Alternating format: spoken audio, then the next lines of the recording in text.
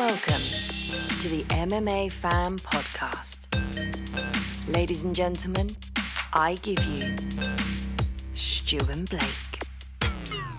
Hey, Paddy! How's it going? What's happening? Where are you, mate? It's a lovely looking bed you've got there. Oh, it's me bed, lad. She fucking puts all pillows and throws and that on it, lad. She's mad. If it was up to me, I wouldn't even make it. Don't lie, Paddy. You know you've arranged Lad. those. You've arranged those beautifully for this show, She haven't wishes, lad. She wishes. Well, I mean, I bring up our show because you're an esteemed guest of this show now, Paddy. I don't know if you know this, and I know you've achieved a lot in your short career, but you are the first fighter that's been on our show as a re-emerging guest. Of the first time we've had someone on twice. Nice, So there you go. So, you know, Cage Warriors champion, UFC debutant coming up, and first fighter to reappear on the MMA Fan Podcast. I'm assuming that's the top of your list, though, right? Yeah, Sure. that's up there with the debut. That. Yeah, of course. Yeah. I thought it would be. Yeah. So, gosh, man. I mean, it seems like it's been a dramatic week for you, or a couple of weeks, or whatever. Because let's start with what happened on Instagram, mate. Where's your grammage gone? I'm still waiting for it to get it back, lad. It's a joke, absolute joke. Messing with me livelihood, lad. Because of a few trolls, know what I mean? It's ridiculous. The reason that the last thing what I said to someone what's got my account shut down is I called a Man City fan from Bristol a glory hunter. That's it. Seriously, lads. Because he said to me, I've been supporting Man City for 7 years when they were shit. I went, lad, they won the league 9 years ago. What are you talking about? And he's changed it. Oh, no, I've been supporting them for 9 years. I was like, lad, go away. Support your local team. And I put him on my story, and I think he reported me for bullying and harassment, and I've had me thingy out took off. But I've spoke to Graham, as you know. Graham's the man. And Graham's getting it sorted for me, so I should have it back in the next 24 hours. Well, yeah, because as you say, I mean, you've got your debut coming up. You need to be promoting the fight, and also you want to be, after, fingers crossed, a nice big win on September 4th, then you want to be getting all the extra followers. You want to be building your name out there as a fighter. So the social media aspect of things it's important for fighters, isn't it? Yeah, it's a big side for fighters, you know what I mean? Like sponsors and stuff. As I say, it's my business. It's my livelihood, my Instagram. Like, I earn money through doing posts. I earn money off sponsors. I earn stuff off sponsors. Even private sessions where I do one-to-ones with people. A lot of them are sorted on Instagram. So, like, for 10 days now, my livelihood's being ruined because of a certain number of trolls reporting stuff that I put up where, and 9 times out of 10, it's in retaliation. Not even just that as well, like, sharing stuff for charities. Like, I'm constantly helping charities out and helping sick kids out, and I can't do that to me 155,000 followers and get these young kids help because Instagram have blocked my account for a few trolls. Well, hopefully it gets done and back on track soon, mate. Because as you say, I mean, obviously the charity stuff very important, but also I didn't even think about like those one-to-one sessions where you're earning that little bit of extra cash and all of that. It's affecting you in that way, and I didn't even think of that as well. So fingers crossed that gets sorted. But the drama did continue because you've had a journalist, from what I can gather, put out that Vendramini was offered a new opponent, which, if that were true, it would indicate that you were out of the fight. But then even, the big wigs of the MMA journalist world, Ariel Helwani, was reaching out saying, I've also heard this, but I've reached out to Paddy, 100% he's fighting, the rumours aren't true. So can you talk us through your side of that and how that must have been when you probably opened your phone one day? I was like, what? Lad, it was Tuesday night. Night, like, I was in bed, literally. In bed, my bird was asleep next to me. I was like, yeah, sound, about to go to sleep. And I got a text off Nick Pete, a text off Ariel Hawani, and a text off P.T. Carroll saying, I hope you're okay. I was like, hey, I'm sound, mate. What are you on about? Oh, have you not seen such and such's tweet? Some idiot had tweeted saying that I was out the fight. because my opponent's manager said that he'd been offered a new opponent, but obviously it was not official. Like, he hadn't been sent a contract by the UFC and been told to sign it. I'd had the phone call that day saying I need to go to London on Monday morning because I'm getting my visa at the embassy. So what I think's happened, well, what I know's happened, because Graham spoke to Sean Shelby, they've got onto my opponent and his manager and said, listen, will you accept the replacement fighter if Paddy doesn't get his visa? Right. And his manager has then went and told this journalist, oh no, Paddy's out the fight, when that wasn't the case. Like, they got told, if Paddy can't fight, will you take a replacement fighter? And they said yeah, and them being idiots have went along like, oh yeah, Paddy's definitely out, when it weren't. And like, the most annoying thing was, on Tuesday I got the phone call at 4:00 saying I need to be in the embassy on Monday, and then that got put out that night. So I had my embassy meeting when it got put out. So the fact that the journalist still hasn't deleted the tweet, I've been having murder over it for 2 days. Journalist still got the tweet up. Well, he's not even a journalist, he's just an idiot with a Twitter account. You know what I mean? But everyone's defending him. Like, oh, he must have been right at the time, he's never wrong. Well, he was wrong. And his backhanded apology means nothing to me. He put an apology up saying, if I've caused any harm or anything like that, then I'm sorry. Not just, I'm sorry. So he's not sorry, and he's an arrogant divvy, and he's proper done me head in. All he had to do was delete the tweet.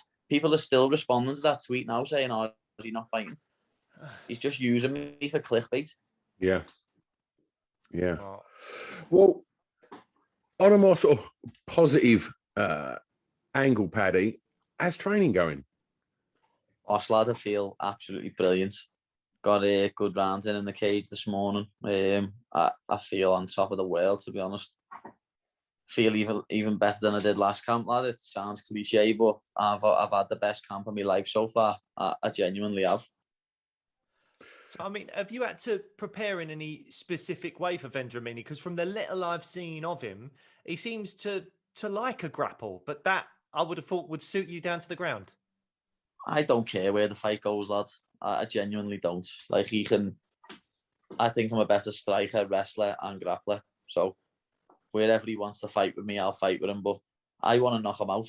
Like, I said to you last time, I want to show me striking off, and I only got to show up for like 30 seconds. And then obviously he tried to take me down. So I finished him on the floor. I can see the same happening in this fight, to be honest. Me catching him with a punch or a kick. Him trying to start a grapple with me and me just dominating the grappling. But as I say, I don't care where the fight goes, lad. No matter where the fight goes, I'll be dominating it. Well, one of the things, you know, I guess if you're talking about where the fight's going to go, it's going to go to America, which is something that, you know, we was all hoping wasn't going to happen. When we was all being told that on September the 4th it was going to be in London, and we was looking at the card, and when we first found out that it wasn't going to be in London, it was being moved to the States, the first thing that I thought was just like, fuck, man, I wanted to see Paddy's walkout in London, man. Like, everyone did, lad. That's the worst thing about this, lad. Everyone wanted to see me walk out with fans. You know what I mean? At least there'll be like 150, 200 people there when I fight. But the only thing is, as I say, in that O2 arena, it would have went off. Yeah, it would have went absolutely banyans. It would have been next level. But you know, I know for a fact after the beef Vendramini, the UFC are going to put me on a card with a crowd, 100%. They'll see me energy and they'll be like, yeah, we need to get this kid on a show with a crowd. More than likely be a pay-per-view, because that's what's got crowds at the minute. What was your first emotion when you found out that the card was moving to Vegas? I was gutted.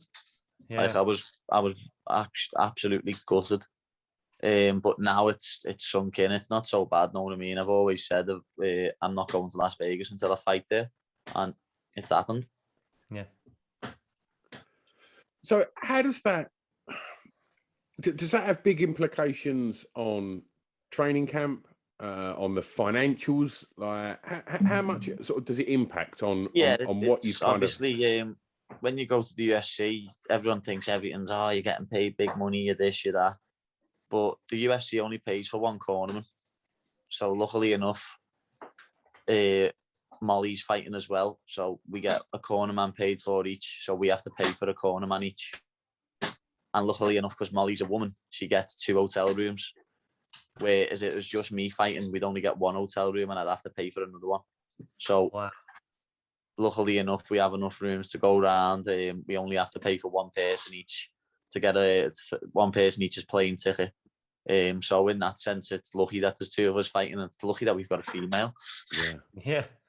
I mean, the other thing is, I went a little bit big time. I don't know if you know about this, Paddy, but I went a bit big time. I was over on the Fight Disciples podcast the other day, big time with old Nick Pete, and I was chatting with him, and he said that he thought the card moving to Vegas, as gutted as he was about it for all the fans and a lot of the fighters, he said to me he thought that maybe it would be a good thing for you to have your debut in a more muted setting, to be to go over there to like the PI and stuff like that, and see how it all works over there, and see all the training and the lengths that everyone's going to over there and all that kind of stuff. And is that something that you think you might be able to pick up some positives from this experience going over to the States and preparing? Definitely. I was with Nick yesterday. BT come in and done some filming with me, so I was with Nick yesterday. He said similar stuff to me, but the main thing for me is why I'm so happy if there is all the main UFC officials are going to be there, and I'm going to have them all in a headlock. You know what I mean? They're all not going to know what's hit them, lad, because when I turn up, lad, I turn up to take over, lad, and that's what I'm going to do. I'll be walking around the hotel with my speaker on and that, just like I own the gaff, and they'll be like, "Who's this kid?" And I'll be like, "What's happening?" Putting them in headlocks and nuggying them. I mean, you mentioned Molly earlier, and we're hoping to catch up with Molly and have a chat with her ahead of the fourth. Is it always good having Molly, like not just in the gym, but like being on the same card? Yeah, brilliant. Like, we fought on the same card a few times. I think when we've both fought on the same card, we've always won, to be honest. That's a good omen. Yeah, I think whenever we fought on the same card, we've both always won. So, as I say, I can't wait. I literally cannot wait to get over there with my big sister and the team and absolutely kill it. Come home 2-0. Come home a global superstar. It's going to be funny. Yeah. No one's doubting you, mate. No one's doubting you. Who have you got with you there in the room? It's me dog, lad. Oh, yeah. Oh, lovely. What's the dog's name? Lenny, lad. He is an half annoying at times. He's chewing his little chew thing there, lad. That's what the noise is, lad. Yeah, that's what the noise is in the background. Him chewing his little chew thing. My bird's making tea though, lad, and he was doing it heading downstairs. So I thought, I'll just bring him up here with me. That's perfect. He can join the show. So this fight's at lightweight. You were obviously a featherweight Cage Warriors champion. Were you ever tempted to go into the UFC at featherweight, or were you like, no, the cut's too much. I feel better at lightweight. I was tempted to go down to featherweight, but I just don't even know if I'd make it anymore now. Really? Yeah. Yeah, like the cuts killed me in the past, and it's affected my performance in several fights. Mainly my last 2 ones against Julian Erosa and Adnan Armani. It really affected me fight. I cut 8.4 kilo and 7.7 kilo overnight, and I felt disgusting. You know what I mean? Yeah. In the later rounds, I didn't have nothing in me to actually put it on my opponents. You know what I mean? I had to, especially against Julian Erosa, I had to just survive. So now I'm my weight boss. I've only got 5.5 kg to lose in the next 2 weeks. Perfect. which is easy. You know what I mean? It's nothing for me, that. But if I was fighting a featherweight, I'd have 9.5 kilo to lose. Yeah. So I've done 11 kilo Monday to Friday, but that was disgusting. Yeah. And I don't fancy doing it again. I probably could go down to featherweight, but I'm going to get a DEXA scan first. I still haven't had that DEXA scan. I need to get that done. But I'm going to get one of them and see if What's that? it does your body composition. It tells you what your muscles weigh, what your bones weigh, what weight it is safe for you to go down to, like without starting to hurt your body. And Because as I say, I had a DEXA scan when I fought Nad Narimani. I'd done it after a weight cut as well. I'm the only other person in the world to have a DEXA scan, like, before I get on the scales. And he said to me, like, after I got told not to fight, he said, you should pull out of this fight after I weighed in.